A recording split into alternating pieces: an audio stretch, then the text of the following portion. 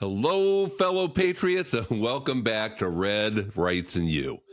My name is Tim Andrews, and today I'm not sure whether to laugh or cry or wash down a pack of Rolaids with some Pepto-Bismol, because if you thought politics couldn't get any uglier, sorry, but the left just proved you wrong again. Yes, the off-year elections are over, and apparently so is the concept of integrity. Once again, the professional outrage industry, also known as the modern Democrat Party, pulled off another masterclass in psychological warfare. But you got to hand it to them. They know how to exhaust a nation. And I don't know really what sickens me more, that there is no limit to how low the Democrats will stoop to accomplish their warped agenda, or the apathy of conservative Republicans in allowing them to get away with it. Democrats are masters of manipulation, and they know how to wear their opponents down, and they don't stop for even a second to catch their collective breaths. They remind me of that bitchy spouse who is never satisfied and relentlessly complains and nags. Inevitably, after time, their partner stops fighting back or even capitulates just so they don't have to listen to it anymore. And their hatred is so intense for President Trump that they will do anything and everything to trip him up as he navigates the pathway to prosperity, success, and greatness for our country.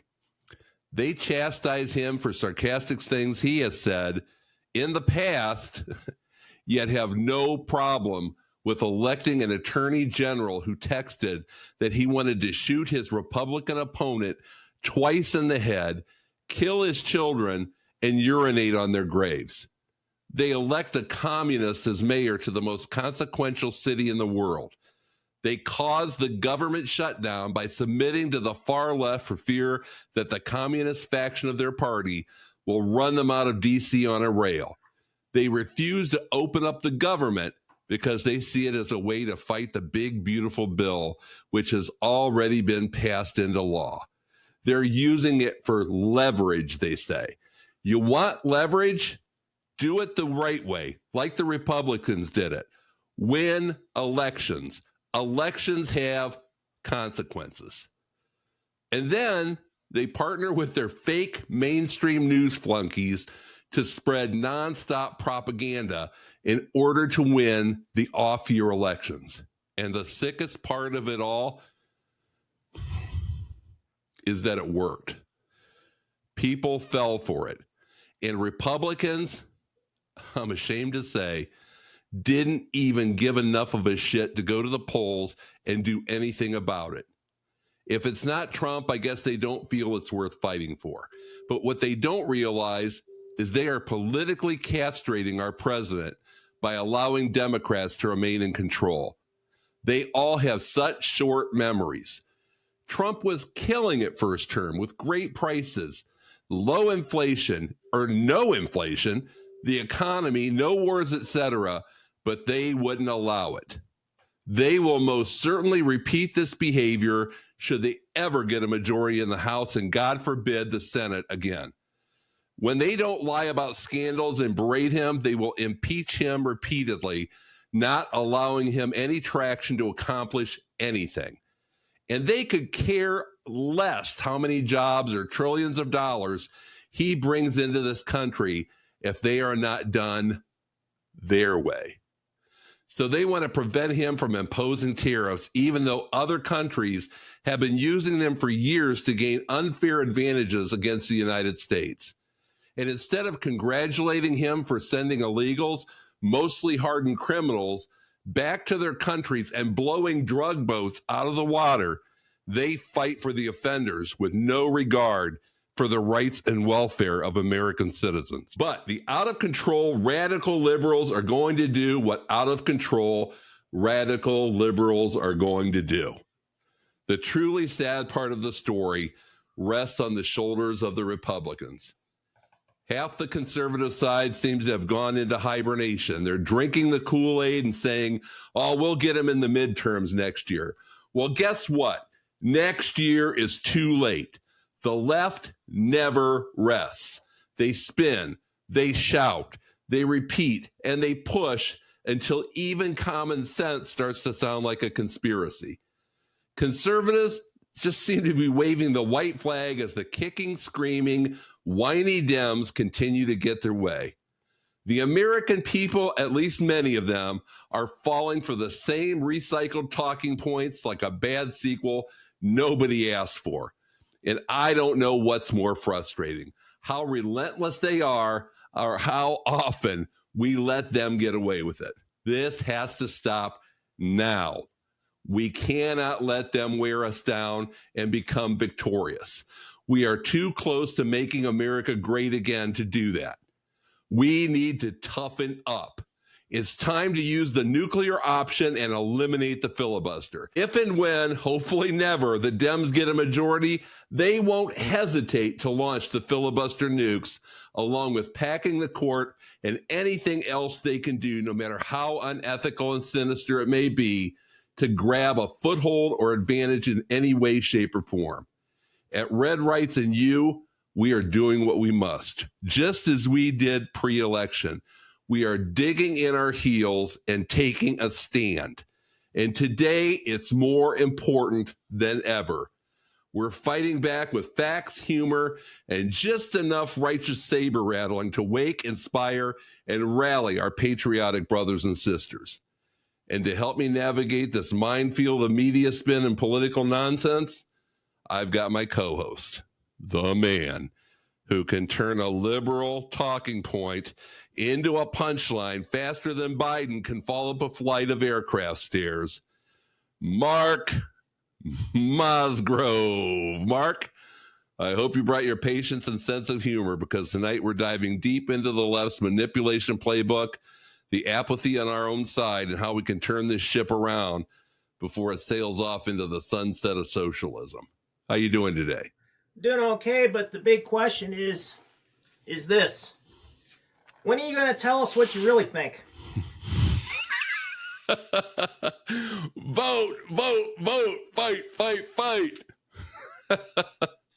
Yeah, it's sad. Really, the main reason that I started this YouTube channel, even pre-Mark Mosgrove, was that I thought that Trump was being treated really unfairly. After they drug him into the courts in New York, they were just making up rules and doing all these crazy things. So it was generally a fight to get people to go out and vote. I can't take the credit for it, obviously, but it stirred up some passion in the bellies of conservatives and Republicans finally, because they were just riding the wave. Okay, the Dems are going to always complain, and they're going to do this and they're going to do that.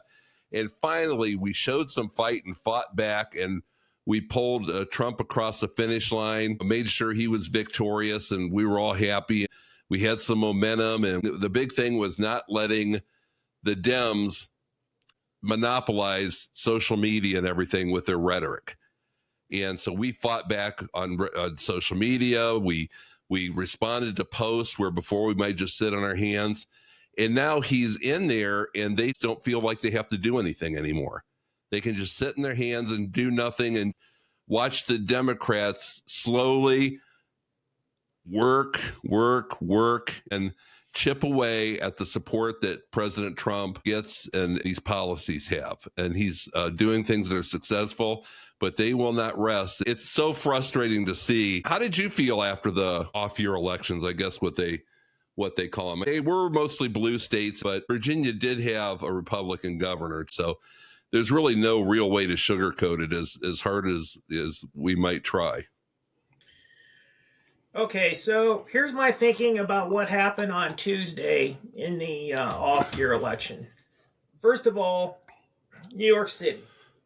It's going to be a Democrat mayor. That election was lost and decided in the primary. Now, perhaps if Cuomo had not ran, there might have been someone else there that might have got the vote to potentially be a challenger to, I call him Mad Manny, because he is a madman. The guy that smiles, Mondami.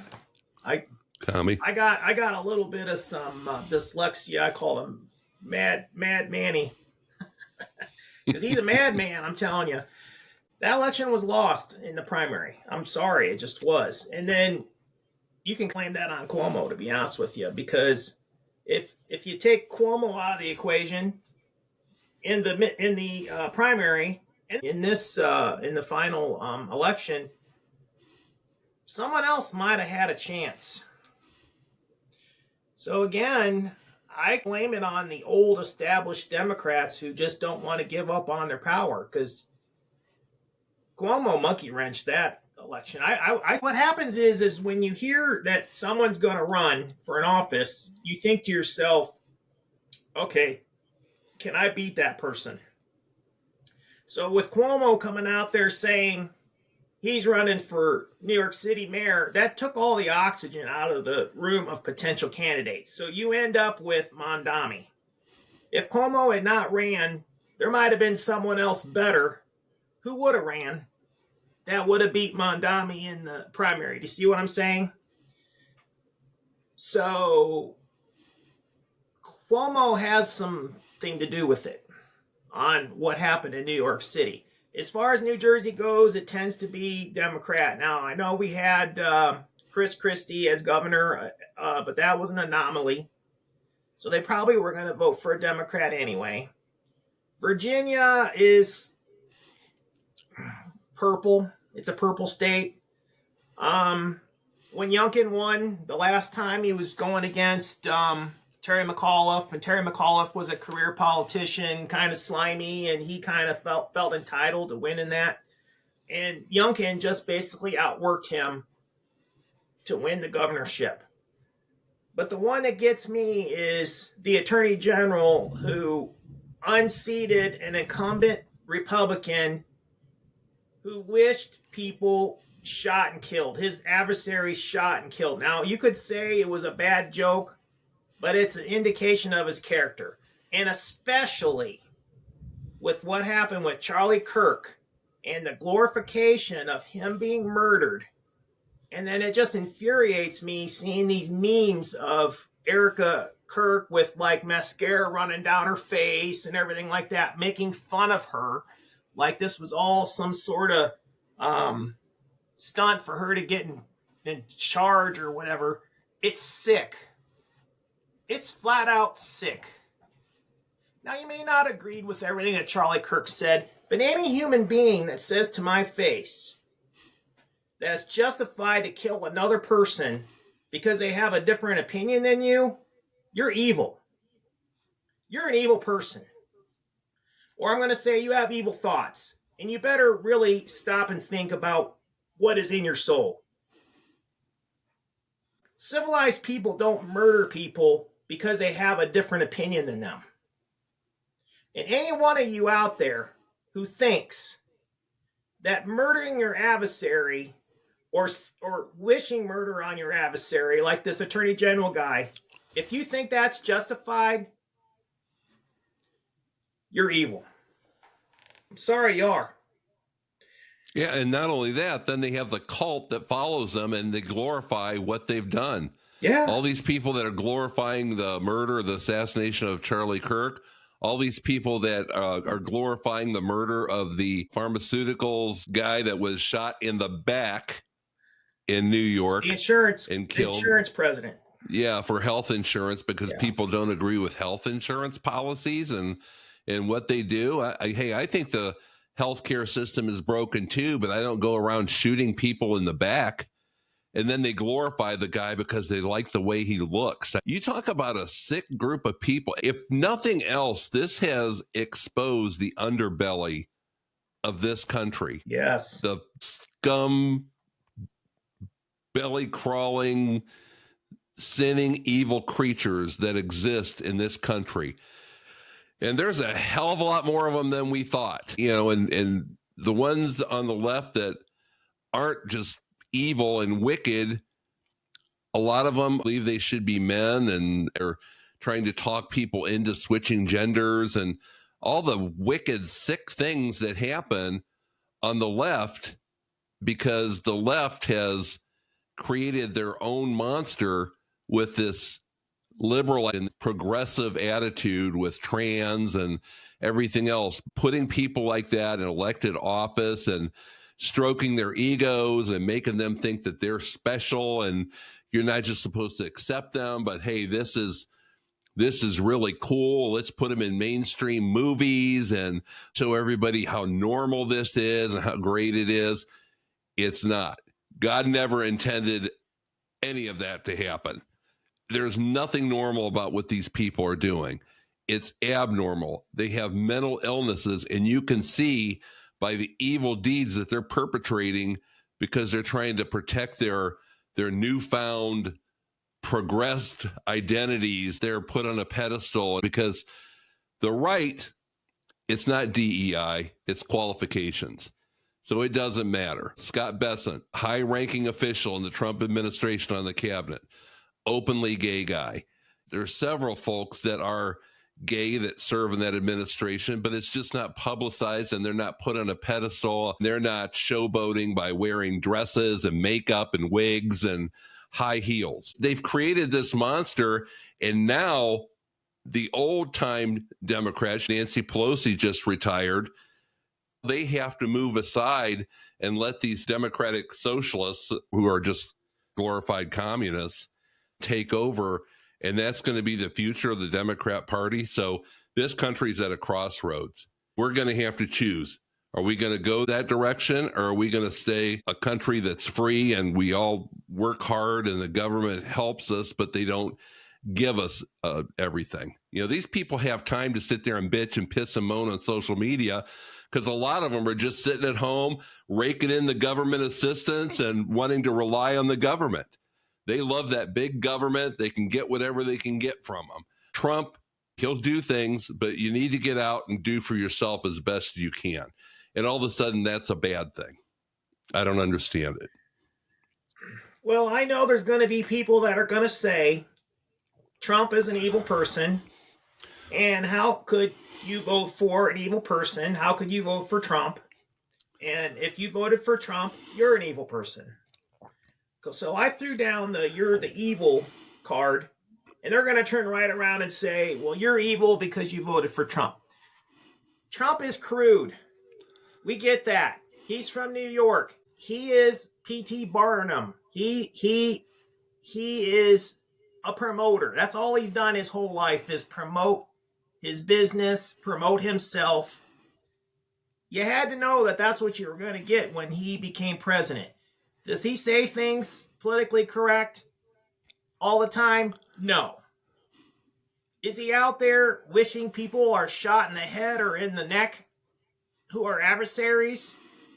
No. People, do you see the difference? Think about it. One person's crude and the other person is happy for murder.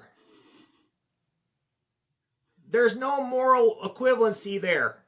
The one is evil. The other one is crude. There's a difference. I'm sick of it. I'm absolutely sick of it. And guess what? Facebook, no conservative person can post anything on Facebook without the same core group of rabid dogs that attack.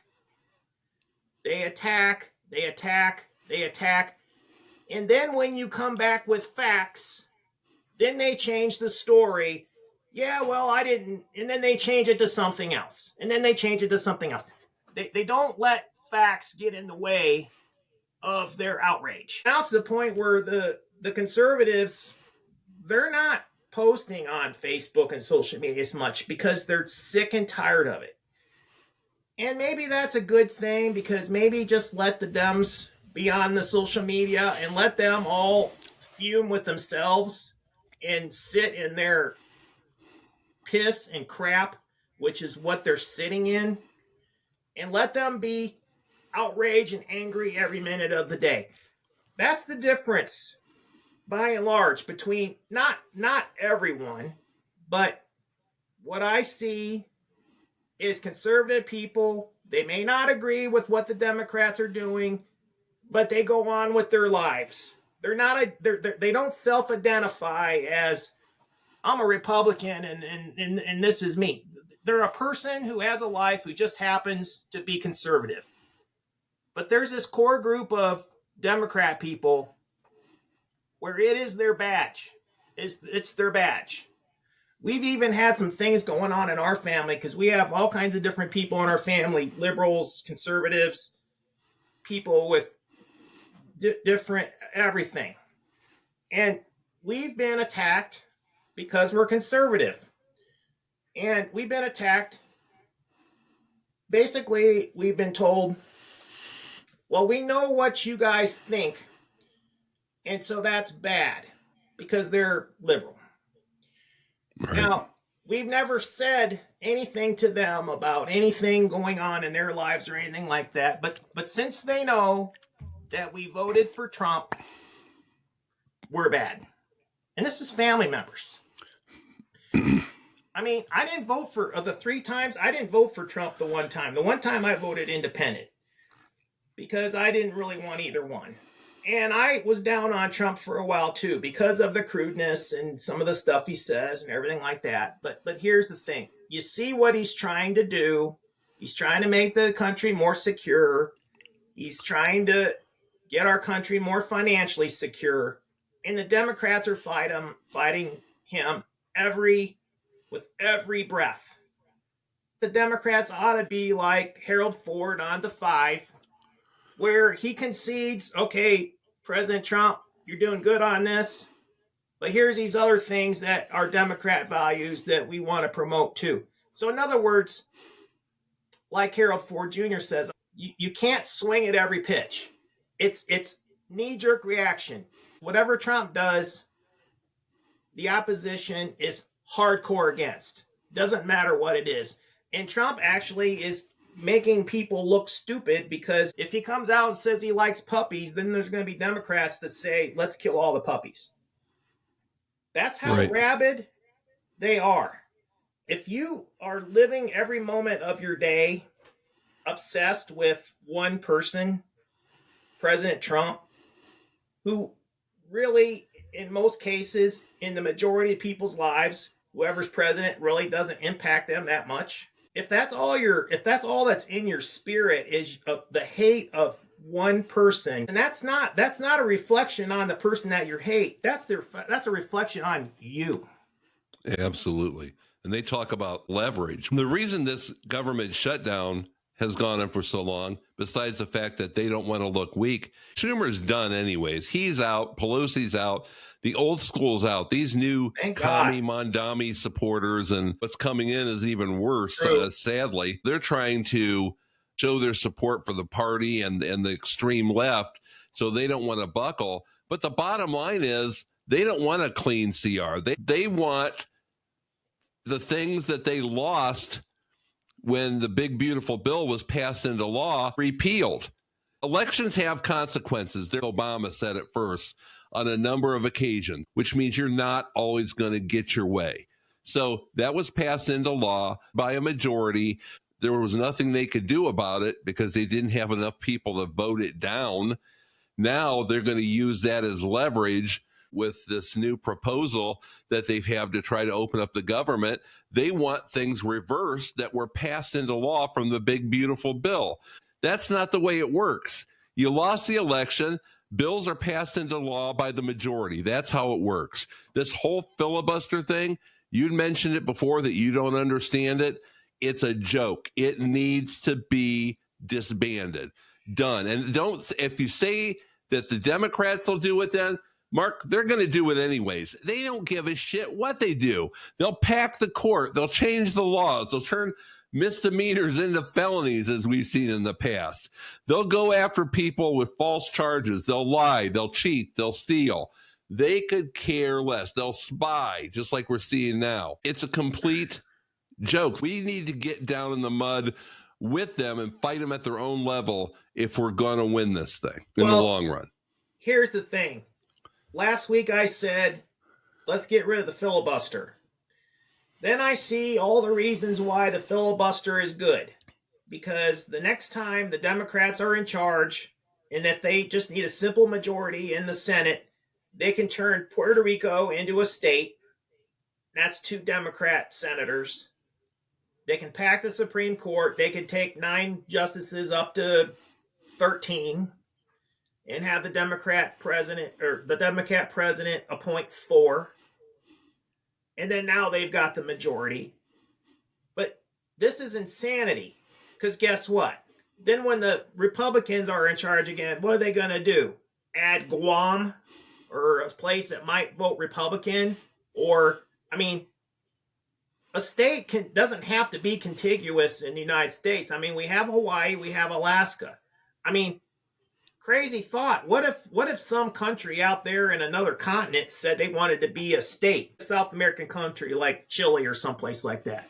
Hey, we want to be part of the United States. It doesn't have to, the United States doesn't have to be connected to each other. See what I'm saying? Right. We got a lot of territories like Guam and different places that are. Greenland doesn't have enough people, so it couldn't become a state, because you have to have a certain number of people. I don't think Greenland has enough. Even if Greenland said they wanted to be a state, I don't think that they could. The Virgin Islands, I don't know if they have enough to become a state. But the point I'm trying to make is then every election we're going to be trying to add a state to add senators to our side. And then every election, okay, we've got 13 Supreme Court justices now. Now we're going to add and make it 15. At some point in time, you're going to have 150 Supreme Court justices, just because they're going to keep adding them. So at some point in time, it has to stop. And this is how it stops. It's got to be amended into the Constitution. There's like 3 ways of having an amendment. We're going to have an amendment to the Constitution that says the Supreme Court justices are, let's just say 9, because that's what they are now. Supreme Court justices shall remain 9. Now, here's your opportunity. You could do a constitutional amendment that says not only that there's 9 Supreme Court justices, but we could give them terms. We could change the Constitution and say that Supreme Court justice has a term. I just heard the United States is the only big country in the world that appoints their top court to life terms. Mm-hmm. Every other one has terms. So a constitutional amendment could change that. Another thing is a constitutional amendment could make it more difficult to add states. Instead of a simple majority that the Senate decides to vote in Puerto Rico, there could be a constitutional amendment that says this, and this, and this, which makes it harder to become a state. These things could be written into the Constitution, and it's a hard thing to do. But if you want to avoid every time the parties flip, they want to add Supreme Court justices and that sort of thing, it's going to have to be done with a constitutional amendment. My contention is the same as President Trump's. He doesn't trust the Democrats as far as he can throw them. What's to stop them from doing any of those things you said? If they get a majority, they're welcome to go in there and nuke the filibuster too. I don't know why they wouldn't. They're low. Those things make sense, Mark. They totally make sense. I'm trying to think of things that wouldn't hurt our country. And I don't think it would help our country having term limits if the person in the Supreme Court is just doing a bang up great job and they still have all their faculties. But I really think there should either be a mandatory retirement age, both in the court and in government, in legislature, in Congress and Senate, either a mandatory retirement age or at a certain age, there are some stringent cognitive testing that has to take place to make sure these people still have all their faculties and are able to make educated decisions. Because if you look at some of these people, you've seen some of them, they look like they're on life support. They look like Norman Bates' mother. They're slumped over or they're having strokes. Yeah, I guess term limits would fix that. That's what the Democrats are trying to do, is go with a younger wave. But this younger wave is far more liberal, and it's basically how communism creeps into a society, into a country. And that's what's happening here. So we have to choose. There are a lot of other options, but it's almost like we get them before they get us. If they get the majority in midterms, it's going to be the same old thing as the first term. They're going to go after Trump, impeach this, impeach that, impeach him for this, impeach him for that. They had him so back far on his heels where all he could do was defend himself. He had no traction to move forward and move the country forward. And all these things he's doing now is because he has this majority. It will come to a screeching halt if they start getting in there and pulling all that bullshit with impeachments and this whole thing with tariffs. Are you kidding me? The economy, you're bringing in trillions of dollars. It's a tool for peace in the world. He's using that as a bargaining tool. Everything that is coming out of this has been positive, and they want to go in there and blow it up because it doesn't fit their agenda or he's not doing it the right way. Somebody said on our comments, I'll bet you guys really used to believe in the Constitution. I wholeheartedly believe in the Constitution, but there are things that President Trump does through executive order and things that he's doing to try and move it forward because he realizes that political red tape just destroys an agenda. We've seen it over and over with presidents. They sit on their hands for 4 or even 8 years and nothing gets accomplished. So I know, but it's been that way all through history, right? I mean, now here's the thing. She doesn't care. See, she doesn't care. She just wants to love. We have a new member of our team. Yeah, that's the Bow Wow crew. States can come forward and do a conference for constitutional amendments and approve them. It's either 2/3 or 3/4. They have to approve on these things. And that would probably be difficult because, again, you've got Democrat states, you got Republican states. But if everybody agreed, we want to lock in these Supreme Court justices to this number, and whether you change the term or not, you could probably get buy-in on both sides that, okay, this would be crazy that every time a president comes, we're going to add Supreme Court seats to appeal to them or to help them. Everybody's got to realize that that is a crazy scenario that cannot happen. It just can't. Say a president's serving an 8-year term, and hopefully it doesn't happen, but say 4 or 5 of those justices, some of them die from old age, one of them might be in a car accident, something horrible happens. So say they were all the liberal, the ones that are on the liberal side or on the conservative side. Whoever that president is going to appoint either liberal or conservative justices to take their place. Yeah. And they're in there for 8 years. So if they appoint young liberal or young conservative justices, chances are for the next 20, 30, maybe even 40 years, you're going to have a liberal or a conservative Supreme Court. Well, even if you do only have 9, that's something to look at there. That's why I think either cognitive testing or that would make a good point possibly for your term limits that you were talking about with the Supreme Court. The only problem is if you had term limits for the Supreme Court, then it's just going to happen to fall that, okay, my term's up and it's a Republican president and I'm a Democrat and now that seat's going to be flipped. So yeah, you might want to consider a different way of appointing Supreme Court justices. Maybe we've gotten to the point where after 250 years, we're not civil enough that having the president appoint Supreme Court justices and then approved by the Senate, maybe that model has been broken. Because it's nearly impossible to get a Supreme Court justice confirmed if your side's not in power. It was hard to get Supreme justices confirmed these last few times. In the old days, the politicians gave the president discretion on the appointments, and unless the person was an axe murderer, they would approve them through. Back in the day, there were Supreme Court justices that were confirmed, 90-something to just a few. Not anymore, and I don't think it ever will. So that's hard to change, the whole Supreme Court thing. But maybe someone needs to start looking at that. But it's going to have to be states-driven. Someone's going to have to come out because it's not going to come from the Congress. Because I think Congress can initiate amendments. States can too. And then I think you can create a constitutional convention. I think there's like 3 different ways of trying to get an amendment crossed.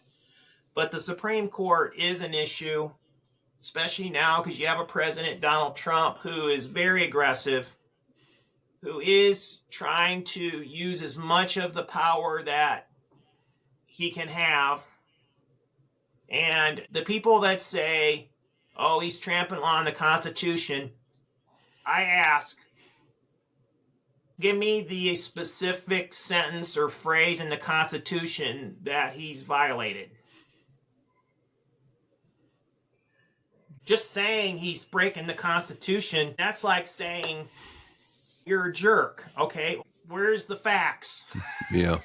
You know what I'm saying? Well, then they call him a dictator. How is trying to get things accomplished being a dictator? If he were a dictator, he would not obey what these stupid federal district Biden and Barack Obama appointed judges that stick their noses in where they don't belong and want to play president and prohibit him from doing things. If he were a dictator, he would be like, who the hell are you? And he'd just go ahead and do it regardless. Yeah. That's what the Democrats have done in the past. Biden, Obama, they're like, you're not going to tell us what to do. Trump's trying to abide by that. How is that being a dictator? It all comes back to the personality. And they're hypocritical as ever. Oh, he's done some pretty repulsive things. Let's face it, when he was doing that thing about the whoever it was that had the disability and all that, I don't agree with that at all. That was humor and bad taste. Right, bad taste. And that's not being happy that someone was shot. Right. So that's completely unacceptable. But actually electing somebody that said that they would kill somebody's kids and piss on their graves, that's okay. Oh, that was just a poor choice of words. What? And as an attorney general, who's trying to uphold the law, condoning murder of children, they're so hypocritical. We're not communists. Remember that during the election? Everybody, you're all calling us communists. You say we're communists. We're communists. We're not communists. Look at this. Communist mayor of New York City. Communists running for mayor and Senate and everything in Minnesota and the West Coast and everything else. They're bringing all these socialist Democrats or Democrat socialists or whatever they want to call them. They're communists. Their viewpoints, their methodology, their policies are all communism. So you sit there and deny, and then you vote these people in. They make my skin crawl. They're repulsive. They want to drag this country down to the dredges of hell, and they need to be made accountable. Like, drain the swamp. Hold on. Drain the swamp. Get rid of these thieving, cheating, lying, crooked criminals. Where can you get that shirt? Well, I wasn't going to say, but I'll tell you just because you're asking. Actually, I don't want to know. Don't tell me. We have this and other merch for you on our merch site. It's a Shopify site. You can go to www.redrights, which is RIGHTSU.com. And you can get this shirt in a variety of colors and sizes, along with others. There's a cup with the Trump eagle. Hold that up. Keep holding that up, Mark, because sometimes it cuts away. Here's our podcast logo, but we have this and all kinds of fun conservative merch. And maybe you're a liberal just watching to troll us, which we do get. We have some eagles with flags and some patriotic merchandise too for the few of you that love your country but just hate Donald Trump. So you're welcome to go on there and get that merch too. But I don't know about you, Mark, but I don't think I could rant and rave much more today. Please don't lose your passion for our country becoming great and stomping out this communist wave and the liberal agenda. More important than ever, stay the course. Stay strong and stay patriotic. We thank you all again for joining us. God bless each and every one of you, and God bless the United States of America. Bye-bye.